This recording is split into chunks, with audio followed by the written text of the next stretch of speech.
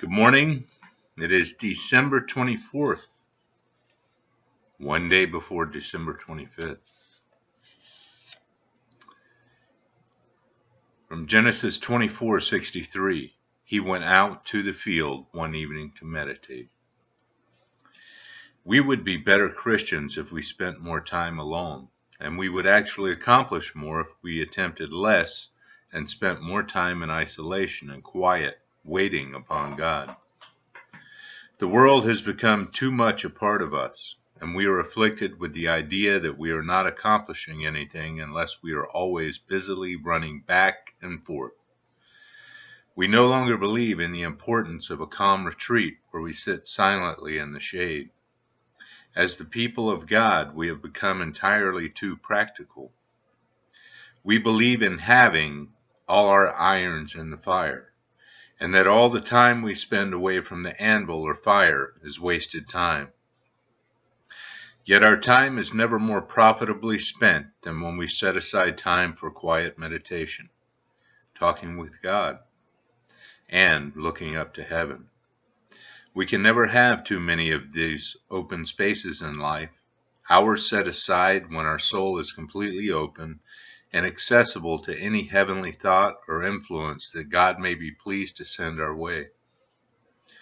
Someone once said, meditation is the Sunday of the mind. In these hectic days, we should often give our mind a Sunday, a time in which it will do no work, but instead will simply be still, look heavenward, and spread itself before the Lord like Gideon's fleece, allowing itself to be soaked with the moisture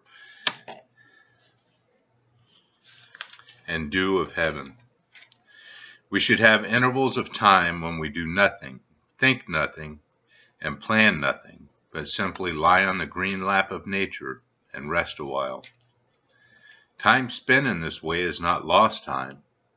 A fisherman does not say he is losing time when he is mending his nets, nor does a gardener feel he has wasted his time by taking a few minutes to sharpen the blades on his mower. And people living in cities today would do well to follow the example of Isaac and as often as possible visit the fields of the countryside, away from the hustle and bustle of the city. After having grown weary from the heat and noise of the city, communion with nature is very refreshing and will bring a calming, healing influence. A walk through a field, a stroll by a seashore, or a hike across a meadow sprinkled with daisies will purge you of the impurities of life and will cause your heart to beat with new joy and hope. The little cares that worried me, I lost them yesterday, out in the fields with God. And now a poem for Christmas Eve, Bells Across the Snow. Oh Christmas, Merry Christmas, has it really come again? With its memories and greetings, with its joy and with its pain. Minor chords are in the carol, and a shadow in the light, and a spray of cypress twining with the holly wreath tonight. And the hush is never broken by laughter light and low, as we listen in the starlight to the bells across the snow. Oh Christmas, Merry Christmas, it's not so very long since other voices blended with the carol and the song. If we could but hear them singing as they are singing now, if we could but see the radiance of the crown on each dear brow, there would be no cry to cover, no hidden tear to flow, as we listen in the starlight to the bells across the snow. Oh Christmas, Merry Christmas, this never more can be. We cannot bring again the days of our unshadowed glee. But Christmas, happy Christmas, sweet herald of goodwill, with holy songs of glory, brings holy gladness still.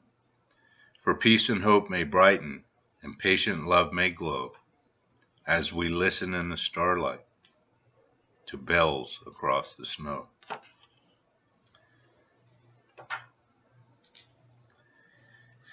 That was by Francis Ridley Havergal.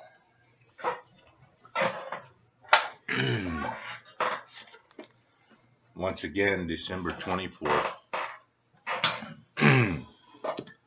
Think about your gifts that you get, not the presents, but the gifts that you get, that God gives you.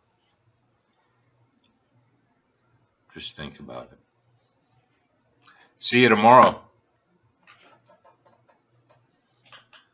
Yeah, I'll see you tomorrow. Merry Christmas.